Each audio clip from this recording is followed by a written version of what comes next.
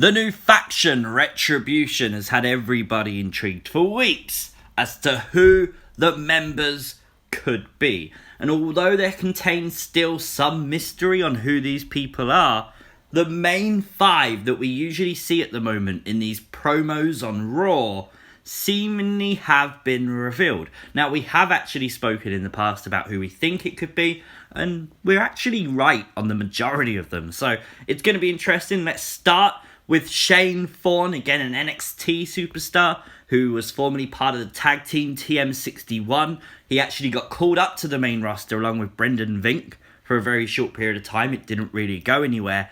Maybe Shane Thorne wants retribution for not being used correctly by WWE.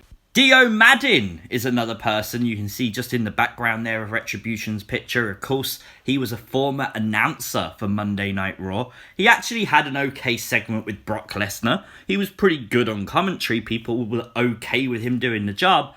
WWE, however, replaced him. Maybe that's why. Dio now seeks the retribution against WWE. Mercedes Martinez is next, and of course, NXT superstar. She's only recently joined NXT, but she is a veteran of wrestling. She could potentially blame WWE for the fact they didn't call her, they didn't sign her years before. That would be really interesting. I do like Mercedes Martinez. She is also the female voice of Retribution. So at the moment, you could call her one of the leaders of Retribution. Next up is Mia Yim. Again, another NXT superstar. I don't know what Mia Yim's gripe would be with WWE, though.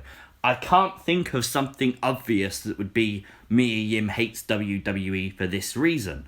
It could be something very, honestly, that I've just completely forgot. If you know, let me know in the comment section down below.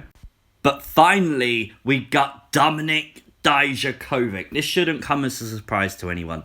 Dijakovic has been on Twitter sending out cryptic tweets. He's mentioned Retribution a ton of times. It looked obvious to be Dominik Dijakovic from the start.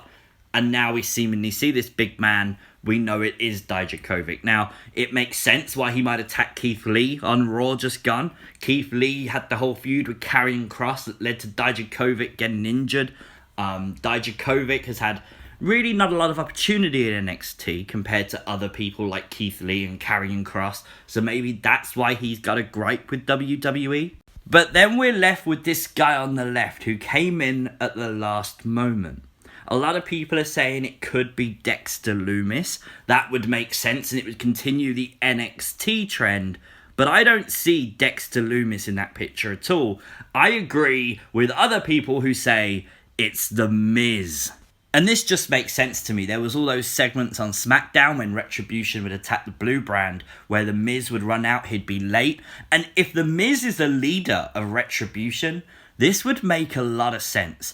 Miz, again, has never been utilized like other people. The story is The Miz's character, literally. He doesn't get injured, he's always there for work. He's been world champion, he's beaten John Cena. But he's still not the face of the WWE. Maybe he wants that position. Maybe he feels like WWE should have given him that position. Now, I can already see the comment section saying, but Retribution attack Raw, Miz is on SmackDown. And I agree with that, but Retribution have been on SmackDown. But look at what's happened recently with Mandy Rose. Mandy Rose was a SmackDown star. Heavy Machinery pissed off The Miz.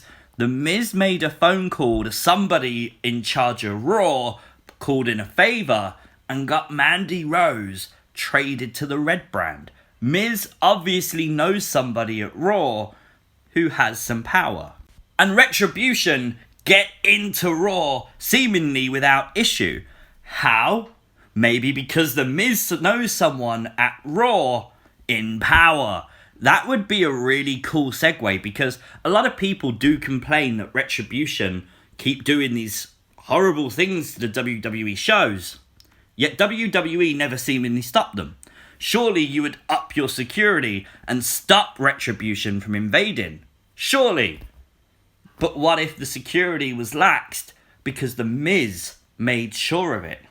It would be very interesting.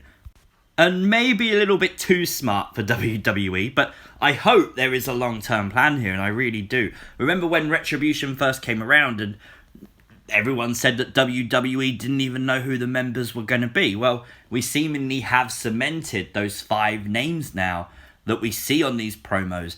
But the interesting part is that we're not done yet. We saw that they got joined by lots of other people in the main event of Raw last week, and there's a lot more to come. Whatever we think we know, WWE are going to make sure there's a big swerve in here somewhere. So I'm excited for Retribution's story. Let me know your thoughts in the comments section down below, like always. Like the video, it really does help it rank up on YouTube. Follow me as well on Twitter at CWrestlingUK.